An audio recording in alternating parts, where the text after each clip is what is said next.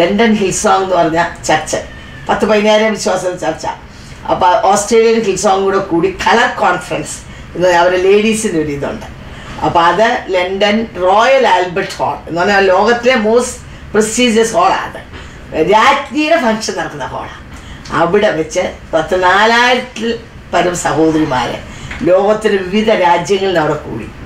അവിടെ വെച്ച് അവർ എന്നെ വുമൺ ഓഫ് ദ ഇയർ ആയിട്ട് ഓണർ ചെയ്തു.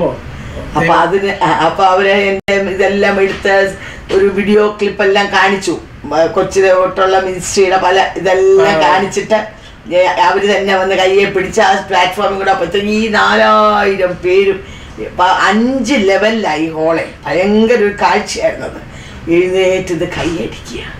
അവിടെ നിന്ന് എനിക്ക് കരയാൻ മാത്രമേ പറ്റുള്ളൂ. ഞാൻ അവർ ഓണർ ചെയ്യുന്നതല്ല ഞാൻ കരഞ്ഞത്, എൻ്റെ കർത്താവിനോട് പറഞ്ഞ വാഗ്ദത്തം.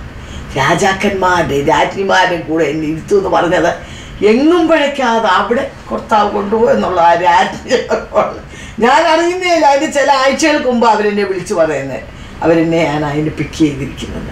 എനിക്കും എൻ്റെ പെൺമക്കൾക്കൊക്കെ ഞങ്ങൾക്ക് ടിക്കറ്റും ഒക്കെ തന്ന് ഞങ്ങളെ മാനിച്ച് അവിടെ കൊണ്ടുപോകും. നമ്മുടെ ദൈവം വിശ്വസ്തൻ. എനിക്ക് പ്രേക്ഷകരോടൊക്കെ പറയാനുള്ള ഇതാണ്. യവനക്കാർ പലരും എന്നെ കേൾക്കുന്നുണ്ടായിരിക്കാം, കർത്താവ് നിങ്ങളെ വിളിക്കുന്നുണ്ടായിരിക്കാം. ആ വിളി കേട്ട് നിങ്ങളിറങ്ങിയാൽ എൻ്റെ ജീവിതത്തിൽ എനിക്കത് മാത്രമേ പ്രശംസിക്കാറുള്ളൂ.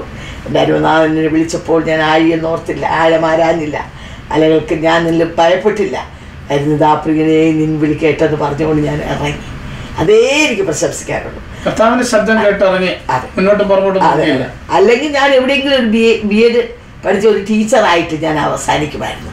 എന്നാൽ എൻ്റെ അരുമനാഥൻ ശബ്ദം കേട്ട് ഞാൻ ഇറങ്ങിയതുകൊണ്ട് ഞാൻ എൻ്റെ കർത്താവിന് വേണ്ടി ചെയ്തതിന് 100 മടങ്ങല്ല, എത്രയോ മടങ്ങ് എൻ്റെ കർത്താവിനെ അനുഗ്രഹിച്ചു. ഇനി ഒരു ജീവിതം കൂടെ ഉണ്ടെങ്കിൽ എൻ്റെ യേശുവിന് വേണ്ടി തന്നെ ഞാൻ ചെയ്തു. I never regret. എൻ്റെ കർത്താവിന് വേണ്ടി ഞാൻ തമ്പിച്ചാനും 21 വയസ്സായപ്പോൾ ഇറങ്ങി, ഞാനും ഇറങ്ങി. ഞങ്ങളുടെ 4 പിള്ളേരും 21 വയസ്സായപ്പോൾ പ്രതിഷ്ഠിച്ചു. ഇത്രയും വർഷത്തെ നമ്മുടെ അനുഭവങ്ങളൊക്കെ പുസ്തകങ്ങളായിട്ടോ അല്ലെങ്കിൽ മറ്റു വിഷയങ്ങളെ കുറിച്ചുള്ള പുസ്തകങ്ങളൊക്കെ പ്രസിദ്ധീകരിക്കും ഉണ്ട്. അതെ.